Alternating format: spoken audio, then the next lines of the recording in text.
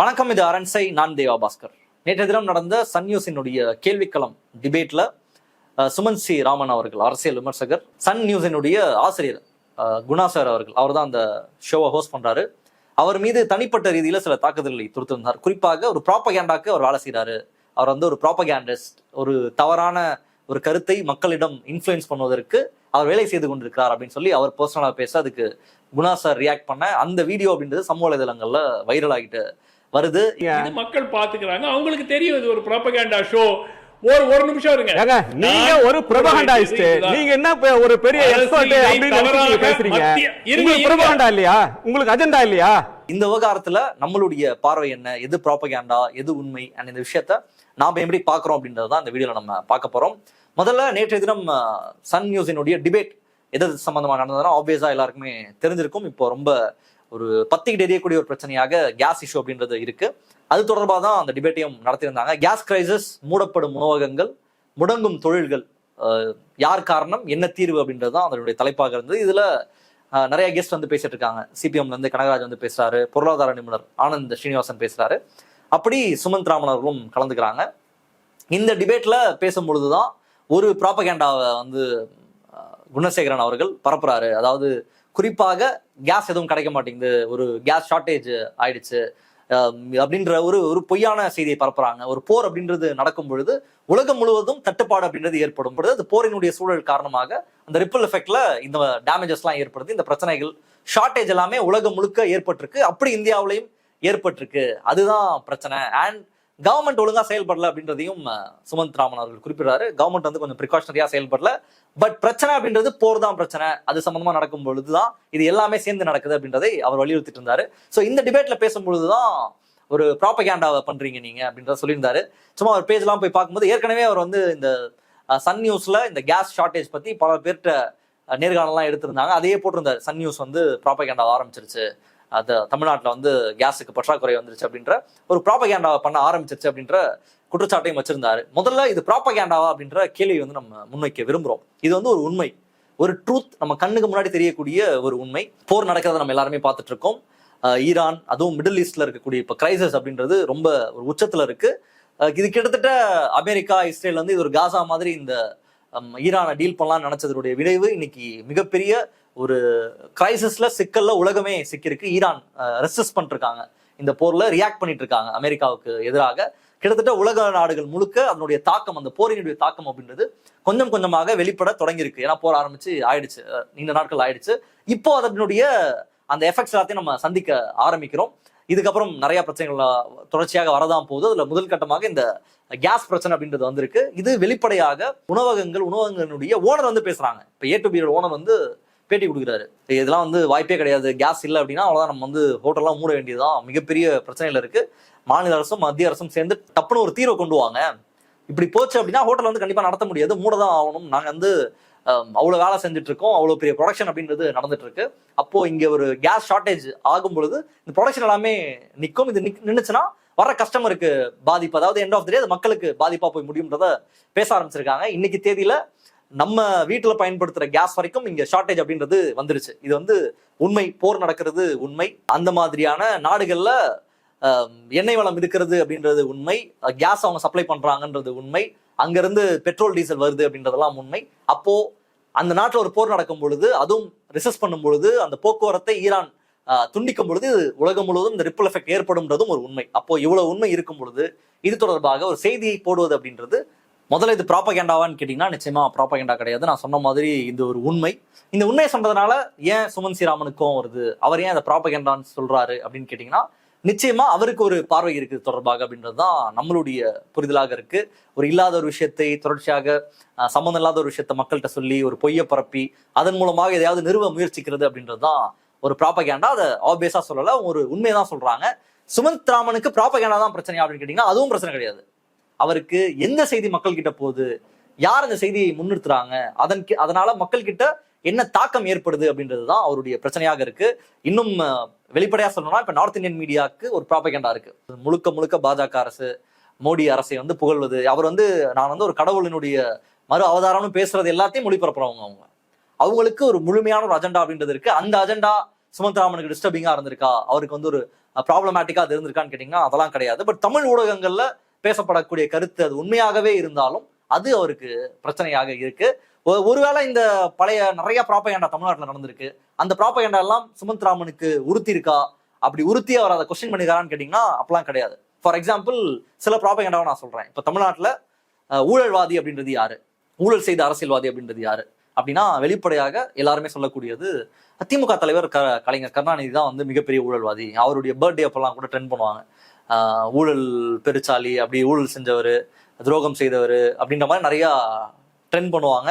அவர் தான் ஊழல்வாதி, திமுக தான் ஊழல் கட்சின்னு பயங்கரமா அதை முத்திரை குத்துவாங்க. இப்ப இது வந்து ஒரு ப்ராப்பகேண்டா, அவங்க ஊழல் பண்ணல. ஏன்னா வெளிப்படையாக நீங்க அதிமுகல ஜெயலலிதா அவர்கள் முன்னாள் முதலமைச்சர் தண்டிக்கப்பட்டிருக்காங்க. அவங்க வந்து A1 இருக்காங்க, சசிகலா A2 இருக்காங்க. அந்த வழக்கு அப்படின்றது அவங்களுடைய வாழ்நாள் முழுக்க அவங்களை துரத்திட்டே இருந்தது. அவங்க சிறைக்கு போயிருக்காங்க.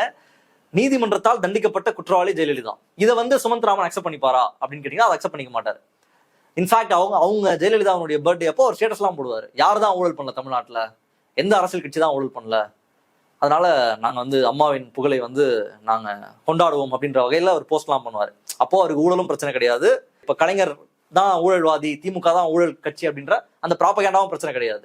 அவருக்கு பிரச்சனை ஜெயலலிதா எதுவும் சொல்லாதீங்க அப்படின்றது மட்டும் தான் அவருடைய பிரச்சனையாக இருந்திருக்கு. அப்போ என்னைக்குமே ப்ராப்பகேண்டா அவருக்கு பிரச்சனையாக இருந்ததே கிடையாது. அது யார் சொல்றா, யார் பேசுறான்றதுதான் அவருடைய வேலையாக இருந்திருக்கு. அண்ட் அது மட்டும் இல்லாம அதை இன்னும் என்ஹான்ஸ் பண்ற வேலையும் ஒரு சேர்த்து தான் செஞ்சிருக்காரு. தமிழ்நாட்டுல அரியலூர்ல ஒரு மாணவி மரணம் அடைஞ்சாங்க.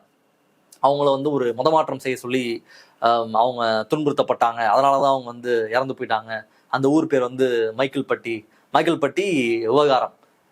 அந்த பெண்ணினுடைய மரணத்துல அந்த ஸ்கூல் இன்வால்வ் ஆயிருக்கு, அங்க இருக்கக்கூடிய சிஸ்டர்ஸ் வந்து இன்வால்வ் ஆயிருக்காங்கன்னு சொல்லி சகாய மேரி அப்படின்னு அந்த சிஸ்டர், இப்படி ஒரு மிகப்பெரிய வெறுப்பு பிரச்சாரத்தை, ஒரு ப்ராப்பகேண்டாவை தமிழ்நாட்டுல பாஜக கொண்டு வந்து கட்டாய மதமாற்ற தடை சட்டத்தை தமிழ்நாட்டுல கொண்டு வர வேண்டும் ஒரு மிகப்பெரிய ப்ராப்பகேண்டாவை தமிழ்நாட்டுல பண்ணாங்க. கிட்டத்தட்ட தமிழ்நாட்டுல அவங்க இதை வச்சு அவங்க பண்ணாத அரசியலே அப்படின்றதே கிடையாது. இன்னைக்கு திருப்பரங்குன்றம் இஷ்யூ இருக்குல்ல, அதெல்லாம் முன்னோடியாக இந்த திட்டத்தை வந்து அவங்க செஞ்சிருந்தாங்க. தஞ்சாவூர் கலெக்டரேட்ல போராட்டம், தமிழ்நாட்டுல இங்க சென்னையில வள்ளுவர் கோட்டத்துல போராட்டம், சித்தரஞ்சன் சாலையில தமிழக முதல்வர் ஸ்டாலினுடைய வீட்டுக்கு முன்னாடி போராட்டம், டெல்லியில தமிழ்நாடு ஹவுஸ் முன்னாடி போராட்டம், இந்தியா முழுக்க RSS மாணவர் அமைப்பான ABVP எல்லா இடத்துலயும் போராட்டத்தை மேற்கொண்டாங்க. இந்த ஒரு விவகாரத்தை வைத்து தமிழ்நாட்டை கொச்சைப்படுத்தி, தமிழக முதல்வரை கொச்சைப்படுத்தி, தமிழ் மக்களை கொச்சைப்படுத்தி, தமிழ்நாட்டுல கட்டாய மதமாற்றம் நடக்குதுன்ற ஒரு ப்ராப்பகேண்டா செஞ்சாங்க. இதற்கு சுமந்த் ஸ்ரீராமன் என்ன செஞ்சாரு, இது வந்து ஒரு பொய், இது ஒரு ப்ராப்பகேண்டா, பாஜக பொய் சொல்லுது அப்படின்னு சொன்னாரான்னு கேட்டீங்கன்னா இல்ல. அதுல இன்னும் எண்ணெயை ஊத்தக்கூடிய வேலையை, இன்னும் அந்த பிரச்சனைக்கு இன்னும் தூபம் போடக்கூடிய வேலையை தான் தொடர்ச்சியாக அவர் செஞ்சுட்டு இருந்தாரு. சோ என்னைக்குமே அவருக்கு ப்ராப்பகேண்டா அப்படின்றது பிரச்சனை இல்லை. இப்படி நம்ம லிஸ்ட் பண்ணிட்டே போலாம். சீமான் வந்து பெரியாரை பத்தி பேசுறாருல, பச்சையான அவதூறுகளை, பொய்யை சீமான் வந்து பெரியாரை பத்தி பேசுறாரு. இது ஒரு மிகப்பெரிய ப்ராப்பகேண்டா தான். இது வந்து சுமந்த் ராமனுக்கு வந்து உறுத்தி இருக்கான்னு கேட்டீங்கன்னா அதெல்லாம் கிடையாது. அதை என்ஜாய் தான் பண்ணுவாரு, அதை என்ஹான்ஸ் தான் பண்ணுவாரு. ஒரு முக்கியமான ஒரு பொய் ஒன்று இருக்குல்ல, தமிழ்நாட்டில் வந்து பார்ப்பனர்கள் வந்து தமிழ்நாட்டை காலி பண்ணிட்டு போயிட்டாங்க. திராவிட கட்சி வந்தப்புறம், திராவிடர் கழகம் வந்தப்புறம், திமுக வந்தப்புறம் இங்க இருந்து கொத்து கொத்தாக எப்படி யூதர்கள் வந்து நாஜிகளுடைய ஆட்சி காலத்துல வெளியேற்றப்பட்டாங்களோ அந்த மாதிரி தமிழ்நாட்டுல பார்ப்பனர்களுடைய நிலைமை அப்படின்றது இருந்தது. அவர்கள் இங்கிருந்து வெளியேறினார்கள். அதனாலதான் அவங்க போய் அமெரிக்காலலாம் போறாங்க. இது கஷ்டப்பட்டு மூவ் ஆகி அமெரிக்காவுக்கு தான் போறாங்க. நம்ம பரதேசி படம்லாம் பார்த்துருக்கோம். ஒருத்தர் வந்து ஒண்ணுமே இல்லாம அங்கேருந்து பொழைச்சு போறாங்கன்னா இப்படி போய் TSD தான் போவாங்க. அது எப்படி அமெரிக்கா இன்னைக்கு வரைக்கும் எந்த ஜென்ரேஷனாலும் இங்க இருக்கக்கூடிய பிற்படுத்தப்பட்ட, மிகவும் பிற்படுத்தப்பட்ட பட்டியல் பழங்குடி மக்களினுடைய அவங்க அந்த சமுதாயத்துல இருந்து இன்னும் யாரும் அமெரிக்காலாம் போய் பார்க்கவே இல்லை. ஃபிளைட்ல போறதுன்றதே மிகப்பெரிய விஷயம். ஆனா இவங்க வந்து இப்படி ஒரு மிகப்பெரிய தாக்குதல் நடக்கும்போது அமெரிக்கா தப்பிச்சு போய் செட்டில் ஆவாங்க. இப்படி எண்ணற்ற ப்ராப்பகேண்டாவை, பொய்களை தொடர்ச்சியாக அதுக்கு தூபம் போட்ட நபராக தான் அவருடைய செயல்பாடுகள் நமக்கு காட்டுது எல்லா இடத்துலையும். அப்படிதான் அவர் வந்து தொடர்ச்சியாக ப்ராப்பகேண்டாவை அவரும் சேர்ந்தே தான் செஞ்சுட்டு இருந்திருக்கிறாரு. அவருக்கு ஒரு அஜெண்டா அப்படின்றது இருக்கு, அவருக்கு ஒரு ப்ராப்பகேண்டா அப்படின்றது இருக்கு. அதை தான் அவர் என்னைக்குமே செஞ்சிருக்காரு. ஸோ அவருக்கு கோபம் அப்படின்றது, நீங்க எப்படி உண்மையா பேசலாம், தமிழ்நாட்டில் நீங்க உண்மையை சொல்றீங்க, நீங்க கேஸ் பிரச்சனை இருக்குன்றத சொல்றீங்க, ஏன் பாஜகவோட முகத்திரியை கிழிக்கிறீங்கன்றதான் அவருடைய கடுப்பு. அதனுடைய வெளிப்பாடு தான் அவர் பர்சனலாக போய் அவரை அட்டாக் பண்ணது, பேசுனது எல்லாமே அந்த கோபத்தினுடைய வெளிப்பாடு தானே தவிர அவருக்கு மக்கள் மீது அக்கறையோ அல்லது மக்களிடம் பொய் செய்தி போது ப்ராப்பகேண்டா போதுன்ற அக்கறையோ அவருக்கெல்லாம் கிடையாது. ஏன்னா ப்ராப்பகேண்டா பண்ணக்கூடிய அர்ணாப் கோசாமி ஷோல போய் அவரை மிக மோசமாக அவர் திட்டி தீர்த்தாலும் கூட அதே ஷோல போய் பேசுவார் தான் இவர். ஸோ அவருக்கு இதெல்லாம் என்னைக்குமே பிரச்சனையா இருந்தது அப்படின்றது கிடையவே கிடையாது. அவருடைய பிரச்சனை என்பது உண்மை மக்கள் கிட்ட போகுது. உண்மையான செய்தியை நீங்க வந்து எடுத்து போடுறீங்க. அது மட்டும்தான் இவருடைய மிகப்பெரிய பிரச்சனையாக இருந்திருக்கு. அதனாலதான் அந்த கோபமும் வெளிப்பட்டிருக்கு அப்படின்றதுதான் நம்மளுடைய பார்வை. இப்ப இதெல்லாம் ப்ராபகேண்டான்னு கோவப்படுற சுமன் ஸ்ரீராமன் இப்போ ஒரு ப்ராபகேண்டா நடந்துச்சு ரீசெண்டா. என்ன அப்படின்னா, கேஸ் பிரச்சனை வந்துருச்சு. கேஸை எல்லாருமே பயன்படுத்துறோம்.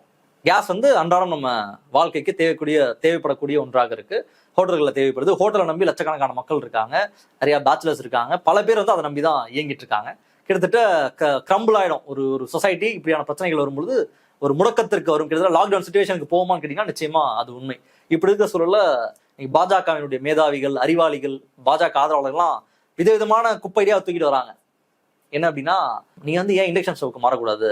நம்ம வந்து சாப்பிட்ற வந்து பருப்பு உசிலியா ஏதோ போட்டிருக்காப்புல பத்ரி சேஷாத்ரி, நம்ம இண்டக்ஷனுக்கு மாறிடலாம். இண்டக்ஷனுக்கு மாறுறதுக்கு இதுதான் சரியான தருணம். ஒரு இது அடுப்புல இட்லி வச்சிடலாம், ஒரு அடுப்புல குழம்பு வச்சிடலாம், ஒரு அடுப்புல ரசம் வச்சிடலாம் வந்து பேசிட்டு இருக்காங்க. நாங்க எதுங்க இண்டக்ஷனுக்கு மாறணும்? நாடு ஒழுங்கா நடந்தா எங்களுடைய வாழ்வாதாரம் பாதுகாக்கப்படும், எங்களுடைய பிரச்சனை அப்படின்றது இல்லாம இருக்கும். ஏதாவது ஒரு விஷயத்துல கரெக்டா இந்த அரசு செயல்பட்டு இருந்தா இந்த பிரச்சனைகள் வராது அப்படின்றது அடிப்படையான கேள்வி. ஆனா அரசை காப்பாற்றுறதுக்கு நம்ம எல்லாரும் வந்து இண்டக்ஷனுக்கு மாறிடணுமா? அவர்லாம் முதல்ல இண்டக்ஷன்ல சமைச்சிருக்காரு, போட்டோலாம் எடுத்து போட்டு வச்சிருக்காரு. இண்டக்ஷன்ல சமைக்கிறது எவ்வளவு கஷ்டம் தெரியுமா? ஒரு 5-6 பேர் இருக்க ஃபேமிலியில வந்து என்னைக்கு இண்டக்ஷன் அவங்க சமைச்சு எப்போ குழம்பு வச்சு எப்போ சாப்பிட்டு போவாங்க? ஒரு பேச்சுலர் வீட்லயே இண்டக்ஷன்லாம் வச்சு சமைக்க முடியாது. 4 பேர் இருந்தாலே இண்டக்ஷன் வச்சா சமைக்கவே முடியாது, வாய்ப்பே கிடையாது. ரொம்ப பேசிக்கான சில விஷயங்கள் பண்ணிக்கலாம். முட்டை இதை வேக வைக்கிறதுனா வைக்கலாம், பால் வைக்கிறதுனா வைக்கலாம்.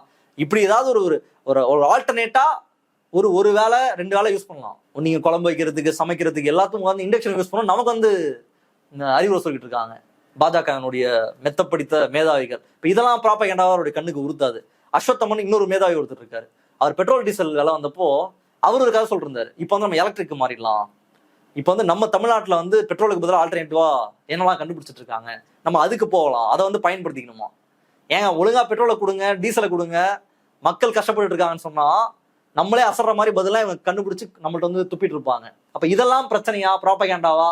இதெல்லாம் ஒரு முதல்ல பதிலா இப்படி குப்பை பதில தூக்கிட்டு வரீங்கன்னா அவருக்கு என்னைக்குமே கோவம் வராது. ஏன்னா இது எல்லாமே one way or the other way ஆளும் அரசை பாஜகவை காப்பாற்றுகிறது. உண்மை பாஜகவை சுடுகிறது. மக்களிடையே பாஜக மீது இருக்கக்கூடிய மதிப்பை இன்னும் கெடுக்கிறது அப்படின்ற கோபம் தான் இப்படி பேசுவதற்கான காரணம். அது மட்டும் இல்லாம போருக்கு ஃபயர் விட்டுட்டு இருந்தவங்க தான் அவங்க எல்லாருமே. இவங்கெல்லாம் வந்து போர் வந்து வேணாம், போர் வந்து நாட்டை வந்து சுடுகாடாக்கிறோம், அதாவது ரிப்பிள் எஃபெக்ட் ஆகும், இங்க வந்து ப்ரொடக்ஷன் ஒட்டுமொத்தமா குளோபலா இந்த சப்ளை அப்படின்றது கட் ஆகும், மக்களுக்கு பாதிப்படையுன்ற அடிப்படையெல்லாம் வேணாம்.